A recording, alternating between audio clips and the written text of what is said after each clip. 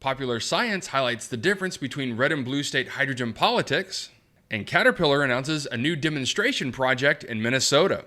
All of this on today's Hydrogen Podcast. So the big questions in the energy industry today are, how is hydrogen the primary driving force behind the evolution of energy? Where is capital being deployed for hydrogen projects globally? And where are the best investment opportunities for early adopters who recognize the importance of hydrogen? I will address the critical issues and give you the information you need to deploy capital. Those are the questions that will unlock the potential of hydrogen, and this podcast will give you the answers. My name is Paul Rodden, and welcome to the Hydrogen Podcast. In an article in Popular Science, Thor Benson writes, red and blue states race to become hydrogen energy hubs.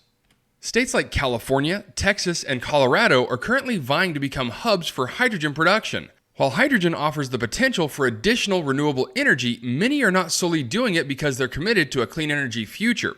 The Biden administration rolled out a plan in February to provide $8 billion to numerous states around the country to produce, process, and store hydrogen as part of the bipartisan infrastructure bill. Applications for the funding opened up this month, and the Department of Energy is working on deciding where it will be awarded to. The vast majority of the hydrogen currently produced in the United States goes to the industrial processes, like creating ammonia fertilizer and refining petroleum. But that isn't the only way it can be used. It can also be used to store energy and generate renewable energy. Interest in hydrogen power has grown significantly over the past few years, but the country currently isn't generating a lot of hydrogen power. For example, only around 260 megawatts of power from fuel cell electric power generators is currently in use, while solar is generating about 121 gigawatts. However, hydrogen fuel cells are also being used to power new electric vehicles. Jacob Leachman, an associate professor of mechanical and materials engineering at Washington State University, tells Popular Science that hydrogen fuel cells are more common than we'd probably expect. He says 33% of the nation's groceries are completely moved with hydrogen fuel cell forklifts. He notes that hydrogen fuel cells are used extensively in freight and logistics. In terms of what hydrogen power actually looks like, there are a couple of different ways it can be used on the grid. You can use hydrogen for grid energy storage, which can help back up solar and wind power when they're not generating a lot of power. Essentially, that involves using clean energy for electrolysis of water to create hydrogen fuel for generating electricity. Renewable energy powers a process that can actually store energy for later. You can also burn hydrogen in a power plant to produce electricity, but that's typically done by mixing it with natural gas, which means it still contributes to greenhouse gas emissions.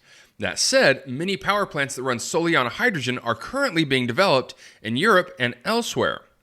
A hydrogen hub is considered a region where a new hydrogen production center is formed. This can create jobs and make hydrogen resources more available for various uses. Many states are working together, often forming consortiums, to plan for this and compete for the new funding. Texas has begun hydrogen production in the Houston area, but several consortiums of states are linking up to create regional hubs, including the Pacific Northwest and California, Rocky Mountain states like Colorado, New Mexico, Utah, and Wyoming, and a Northeast consortium including New York, Connecticut, Massachusetts, and New Jersey.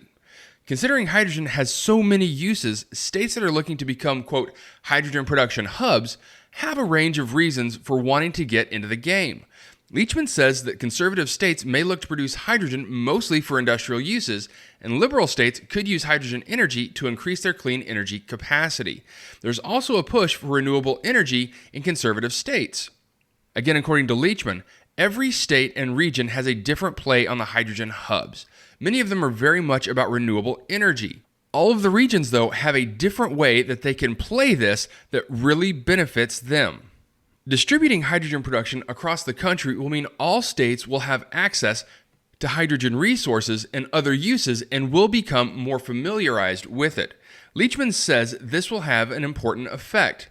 He says, the Hydrogen Hubs initiative requires the hubs to be regionally distributed across the United States, which means inherently we will have hydrogen hubs that will be placed in locations where we've never had a hydrogen resource.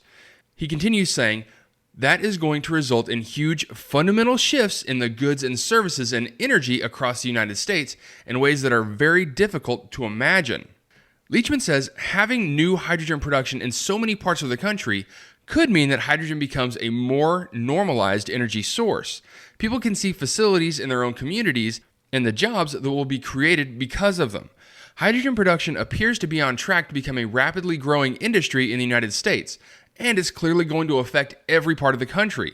Goldman Sachs claim hydrogen generation could become a $1 trillion market in the not-too-distant future, and soon we may be using it to power our homes instead of just making fertilizer.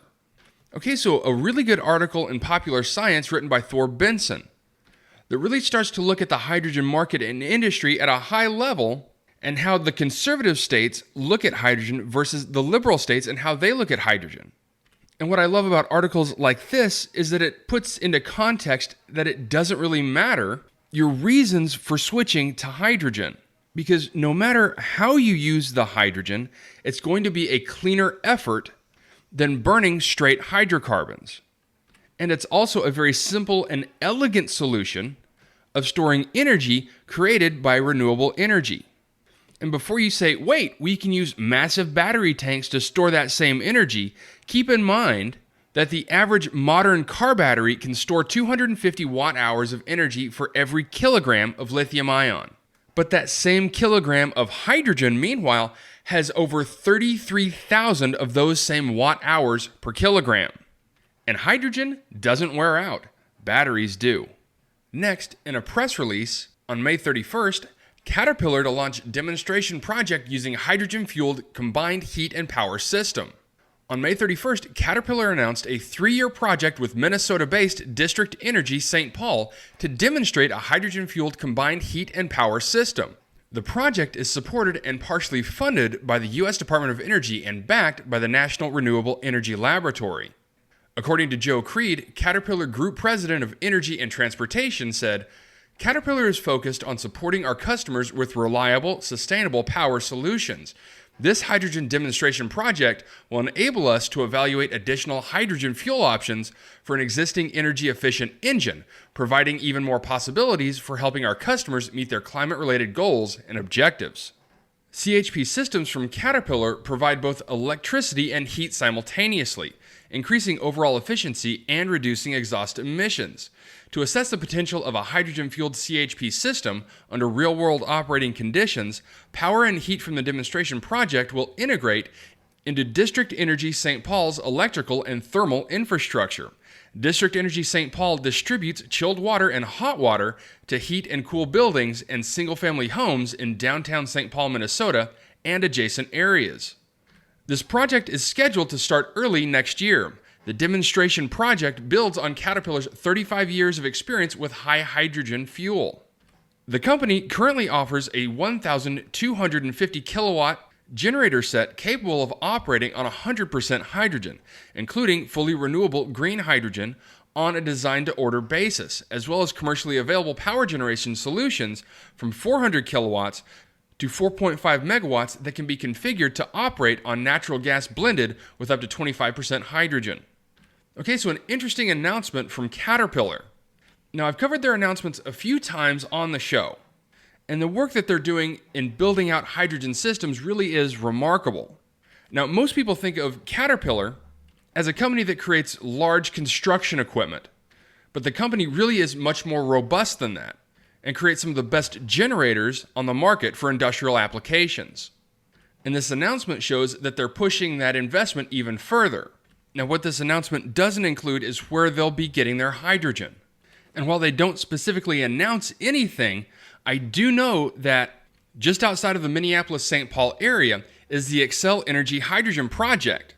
And that was a $10 million project to utilize the Xcel Energy's nuclear power plant in the area to create hydrogen. Now, that wasn't expected to start until 2024. So it may not be available to supply hydrogen for this demonstration project, but it could be a possibility later on down the road. All right, that's it for me, everyone. If you have a second, I would really appreciate it if you could leave a good review on whatever platform it is that you listen to. Apple Podcast, Spotify, Google, whatever it is. That would be a tremendous help to the show. And as always, if you have any feedback, you're always welcome to email me directly at info@thehydrogenpodcast.com. And as always, take care, stay safe. I'll talk to you later. Hey, this is Paul. I hope you like this podcast. If you did and want to hear more, I'd appreciate it if you would either subscribe to this channel on YouTube or connect with your favorite platform through my website at www.thehydrogenpodcast.com. Thanks for listening. I very much appreciate it. Have a great day.